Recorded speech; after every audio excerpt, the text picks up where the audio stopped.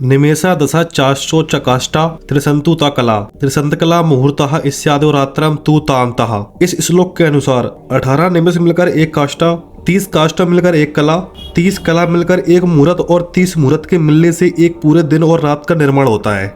और इन्हीं मुहूर्तों में सबसे चमत्कारी मुहूर्त ब्रह्म मुहूर्त होता है, जिसे अमृत बेला भी कहते हैं। सूर्योदय के बिल्कुल 1 घंटा 36 मिनट पहले का समय वो समय है कि अगर जिसे तुम इस्तेमाल करना सीख गए तो तुम अपने जीवन में ऐसे बदलावों को देखोगे जिन्हें तुम देखकर हैरान हो जाओगे। क्योंकि मनुस्मृति में महर्षि मनु ने भी कहा है कि ब्रह्म मुहूर्त में उठकर हमें ध्यान यानी मेडिटेशन और वेदों का अध्ययन करना चाहिए। जरा सोचो कि जब इतने बड़े महर्षि के द्वारा यह कहा गया है तो इसका कोई तो कारण जरूर होगा। जैसे तुमने देखा कि 30 मुहूर्त मिलकर एक दिन और रात का निर्माण करते हैं। सूर्योदय के ठीक पहले 2 मुहूर्त होते हैं, ब्रह्म मुहूर्त और समुद्र मुहूर्त। आज की वीडियो में हम इन दोनों मुहूर्तों के बारे में ही बात करेंगे। सबसे पहले बात करते हैं ब्रह्म मुहूर्त की। ब्रह्म मुहूर्त यानी ब्रह्मांड का समय। इस समय में ऐसी चमत्कारिक शक्तियां होती हैं जिसे तुम अपने हिसाब से यूज कर इस यूनिवर्स से कुछ भी पा सकते हो। तुम में से कई लोग इतने में ही मोटिवेट होकर तय कर लेते हैं कि कल से ब्रह्म मुहूर्त में ही उठूंगा, लेकिन तुम्हें यह पता नहीं होगा कि यह जितना तुम्हारे लिए अच्छा है उतना ही खतरनाक भी हो सकता है, जिसके बारे में हम आगे बात करेंगे।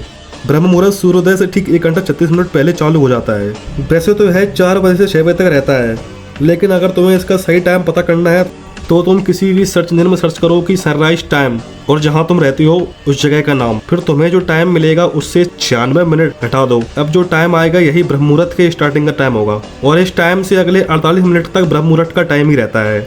अब इसके बाद हम जानते हैं कि ऐसा क्या है जो इन 30 मुहूर्तों में से ब्रह्म मुहूर्त को इतना शक्तिशाली बनाता है। हमारी ये पृथ्वी और हमारी बॉडी 5 महाभूतों से मिलकर बनी है, जो कि आकाश, धरती, जल, वायु, अग्नि, और इन्हीं के मेल से हमारी बॉडी के 3 मुख्य दोषों का निर्माण होता है, वात, पित्त और कफ, जिन्हें हम त्रिदोषा भी कहते हैं। इस सब में सबसे इंपॉर्टेंट है वात दोष।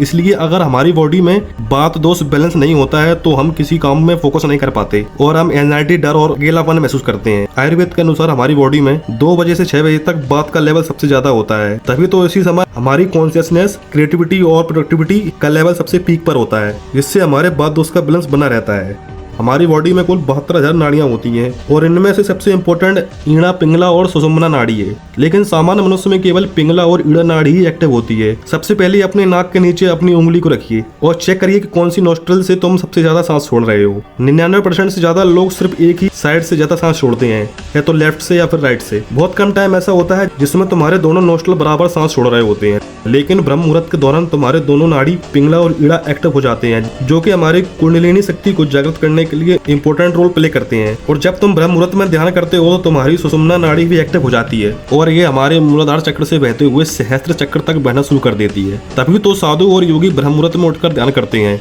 ईड़ा और पिंगला दोनों का एक साथ एक्टिवेट होना कुंडलिनी शक्ति के लिए सबसे ज्यादा इंपॉर्टेंट है। लेकिन इस शक्ति को तुम किसी गुरु की उपस्थिति में ही जागृत करो तो ही अच्छा है, क्योंकि यह तुम्हें नेगेटिव इफेक्ट भी कर सकती है। लॉ ऑफ अट्रैक्शन, जिसके बारे में हम थोड़ी बहुत बात पहले वाली वीडियो में भी कर चुके हैं। जिस तरीके से हम और हमारा ब्रेन एक दूसरे से इंटरकनेक्टेड है, ठीक उसी तरह से हम और ब्रह्मांड एक दूसरे से जुड़े हुए हैं। अगर तुम प्रकृति के नियम के साथ चलोगे तो ये ब्रह्मांड वो हर चीज देगा जो तुम चाहोगे। अगर तुम ब्रह्म मुहूर्त में अपने विचारों को ब्रह्मांड को दोगे तो ये ब्रह्मांड उन्हें रियल लाइफ में लाने के लिए उतना ही कम समय लेगा। जैसे कि मान लो तुम अपने घर से अपने काम की जगह पर जाना चाहते हो। एक तुम जब जाओ जब भीड़ हो और एक जब जाओ जब रास्ता खाली हो, तो तुम सबसे जल्दी तब पहुंचोगे जब रास्ता खाली हो। ठीक इसी तरह ब्रह्म मुहूर्त के समय सब लोग सोए हुए होते हैं और इस समय ब्रह्मांड में बिल्कुल ना के बराबर विचार होते हैं। इसके अलावा और भी चीजें हैं जो इस मुहूर्त को और ज्यादा पावरफुल बनाती हैं, जैसे कि कॉस्मिक एनर्जी। तुम्हें यह तो मालूम ही होगा कि हमारी रात 4 कालों में बटी होती है। एग्जाम्पल के लिए अगर सूर्यास्त 6 बजे से होता है तो 6 से 9 बजे तक रुद्रकाल। इस टाइम में हमें कभी भी सोना नहीं चाहिए। 9 से 12 बजे तक राक्षस काल। इस काल में हमें कभी भी जगते हुए नहीं रहना चाहिए।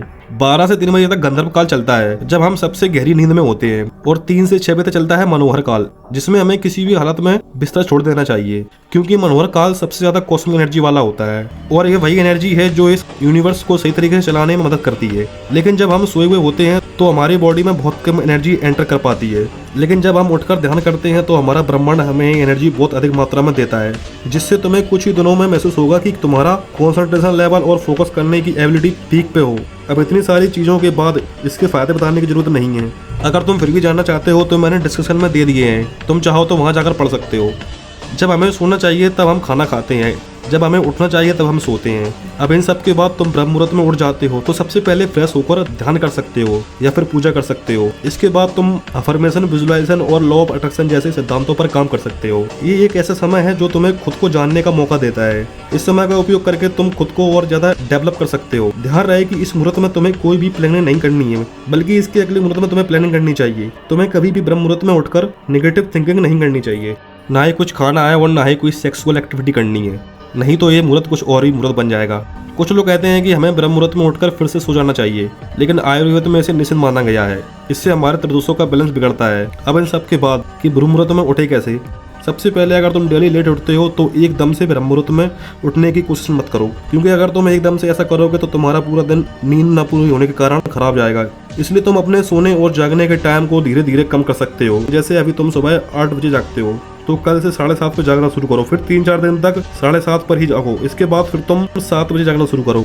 4-5 दिन तक फिर से 7 बजे जागने के बाद 6:30 बजे जागना शुरू करो। इसी तरह तुम अपने टाइम को और भी कम कर सकते हो जब तक कि तुम्हारा टाइम ब्रह्म मुहूर्त में जागने का ना हो जाए। तुम्हें अपनी टाइमिंग को ब्रह्म मुहूर्त ले जाना है, अचानक से नहीं करना है। लास्ट में कुछ इंपॉर्टेंट टिप्स। सबसे पहले जब तुम सोने जाते हो तो तुम्हारे दिमाग में कुछ ऐसी तस्वीर चलती हैं और तुम्हारा दिमाग कुछ ना कुछ बोलता रहता है। अगर तुम इसको कंट्रोल करते हो तो तुम सिर्फ 5 मिनट में ही सो जाओगे। नंबर 2, रोज तुम्हें 9 के 20 सो जाना है। नंबर 3, सोने के 2 घंटे पहले खाना खा लो। नंबर 4, सोने के 1 घंटे पहले सारे इलेक्ट्रॉनिक्स गैजेट हटा दो। नंबर 5, अपने स्क्रीन टाइम को कम करो। नंबर 6, सोने से पहले ध्यान करके सोइए। आज के लिए बस इतना ही, मिलते हैं नेक्स्ट वीडियो में। वीडियो पसंद आए तो सब्सक्राइब कर लो और इसे लाइक भी कर दो।